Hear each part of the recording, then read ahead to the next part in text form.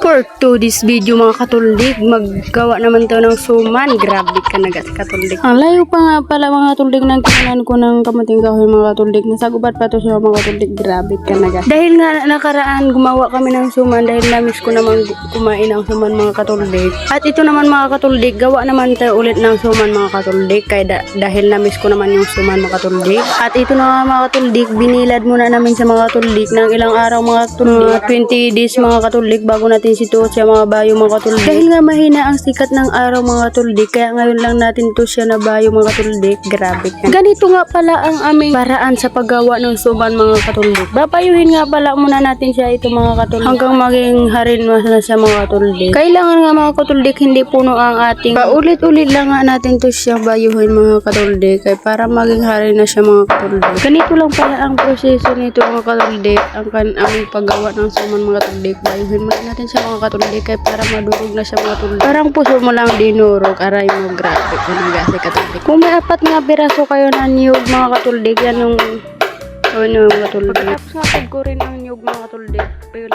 At halo-haluin lang nga natin dito siya mga katuldig, sabi na yung kamuting kahoy mga katuldig. Lagyan lang nga natin siya ng 2 kilong asukal mga katuldig. At dapat dito mga katuldig, mga 5 piraso ang niyog mga katuldig para medyo maganda siya mga katuldig. Ayan nga mga katuldig. Ganun lang nga ang ginawa namin mga katuldig. Napakasimple lang mga katuldig. Tapos nga buhusan ng gata mga katuldig, halo-haluin lang natin sa mga katuldig. Paulit-ulit lang nga siyang halo-haluin mga katuldig hanggang maging ganito na siya mga katuldig. Kapag ganito na nga ang kanyang naging resulta mga katuldig, pwede na natin to siyang ilagay sa dahon mga katuldig. Kailangan ganito nga pala ang ating pag-ano sa dahon mga katuldig kaya para hindi siya mapunit mga katuldig. At dito na nga mga katuldig, nilalagay na natin siya sa dahon mga katuldig kaya para maluto na natin siya mga katuldig. At dito nga mga katuldig, natapos namin to siya ng 11 PM mga katuldig. Mahirap lang nga to siya mga katuldig dahil maraming proseso sa mga katuldig. Grabe ka na kasi. Ganito lang pala ang paggawa ng mga katutubo ng kanilang pagkain mga katuldig. Napakasimpleng pagkain mga katuldig, ngunit puno ito ng pagmamahal mga katuldig.